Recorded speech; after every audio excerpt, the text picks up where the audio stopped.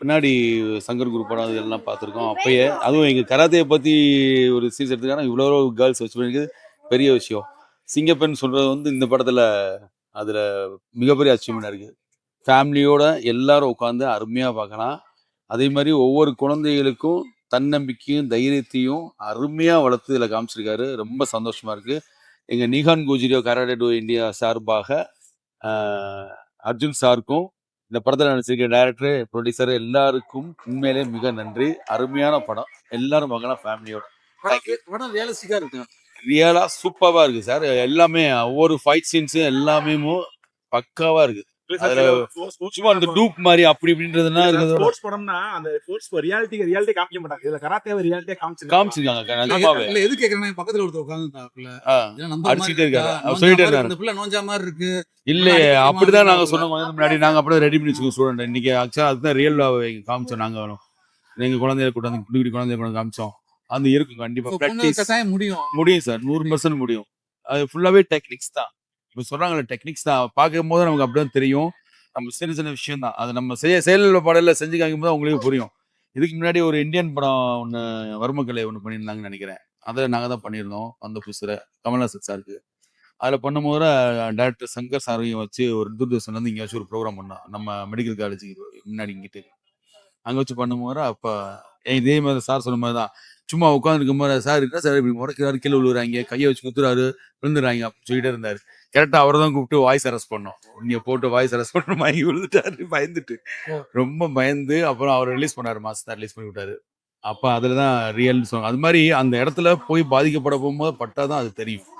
உண்மையிலே வந்துட்டு இருக்கு சார், பவர் இருக்கும், கண்டிப்பா பவர் இருக்கும். அவங்க வந்து பண்ணாங்கன்னா டெக்னிக்ஸ் வழியா பண்ணாங்கன்னா 100% பவர் இருக்கும். அழகா அடிக்கணும், ஈஸி சார். ஒரே ஒரு பஞ்சில் சொத்துன்னு விழுந்துருவாங்க சார். நம்ம பார்க்க தான் சொல்றோம்.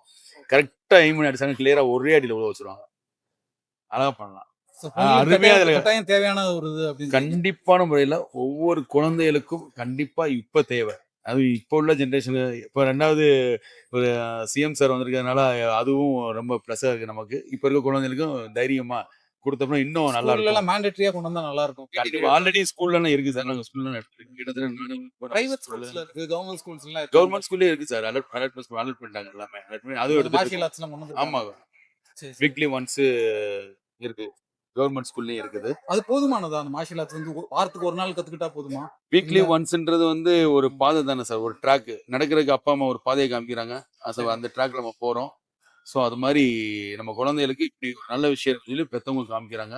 அது எவ்வளவு ஃப்ரீக்வெண்டா வந்து பிள்ளைங்க லேர்ன் பண்ணா அதை கத்துக்க முடியும்? எவ்வளவு ஃப்ரீக்வெண்டா ஒவ்வொரு குழந்தைகளுடைய இன்ட்ரெஸ்ட் ஸ்பீடு, ஒருத்தவங்க அதே இன்ட்ரெஸ்ட் ஆர்வமா இருப்பாங்க. அது குயிக்கா எடுத்துக்குவாங்க. 6 மந்த்ஸ் எடுத்துக்குவாங்க, 3 மந்த்ஸ் எடுத்துக்குவாங்க, இல்லை 1 இயர்ல எடுத்துக்குவாங்க. அந்த மாதிரி கொஞ்சம் வீக்கா இருந்தாங்கன்னா அவங்க எல்லாம் பாடியை கண்டிஷன் பண்ணி எடுப்பாங்க. இப்படி நீங்க சொன்னீங்கல்ல அந்த பொண்ணு இப்படி இருக்குது அப்படி அடிப்பாங்க, அப்படி விழுந்தாதான் தெரியும் பக்கத்துல. இந்த இவர்தான்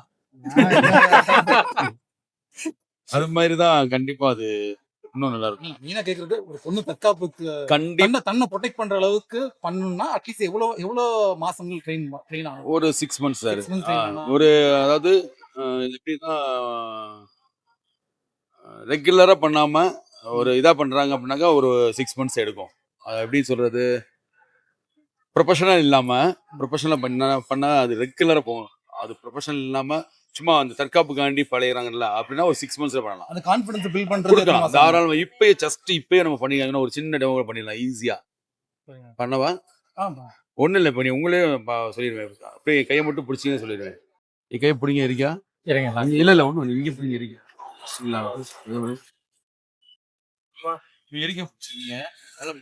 இதை ரிலீஸ் பண்ணாங்க இல்லையா?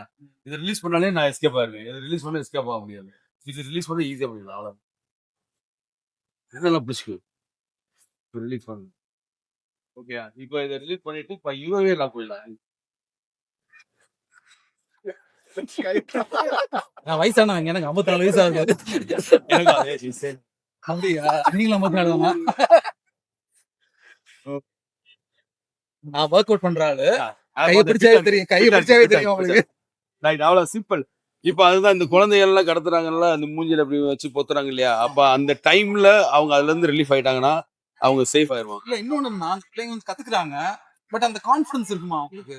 சார் இருக்கும் சார். அதுதான் சொல்றேனே. கத்து கொடுப்பீங்களா? அதான் சொல்றேனே. ஒவ்வொரு குழந்தை இப்ப 10 பேர் பண்றாங்கன்னா, அதுல தனியா தெரிவாங்க அந்த குழந்தைய. சரி, சரி. அதுல உள்வாங்கி அத பண்ண போகும்போது கரெக்ட்டா தெரியும். அவுட்புட். இப்படி பண்ணும்போது கைய ரிலீஸ் பண்ணோனே இப்ப உங்களுக்கு ஒரு ஃபீல் கிடைக்கும். ஆமா. என்ன சார் ஆமா இவ்வளவு டைட்டா பிடிச்சி கைய ஈஸியா எடுத்துட்டாரு அப்படின்னு. சில பேர் இங்கிட்டு இழுப்பாங்க.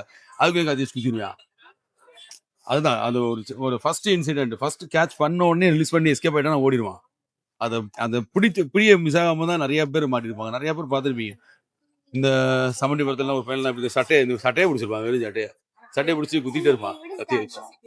ஸோ அந்த மாதிரிலாம் நிறைய நடக்குது இல்லையா? அதுல இருந்து அந்த பிடியில இருந்து வெளியில வர்றதுக்கு சின்ன தற்காப்பு தான். இந்த குழந்தைகளுக்கு நாளைக்கு இதுனா சண்டைக்கு போறது இல்ல.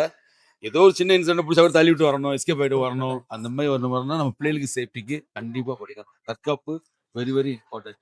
கண்டிப்பா எல்லாருக்கும் கொடுங்க. அதுவும் அர்ஜுன் சாருக்கு ரொம்ப ரொம்ப நன்றி. இந்த படம் எடுத்த டைரக்டருக்கு அதோட ரொம்ப ரொம்ப நன்றி. சூப்பரா பண்ணியிருக்காரு.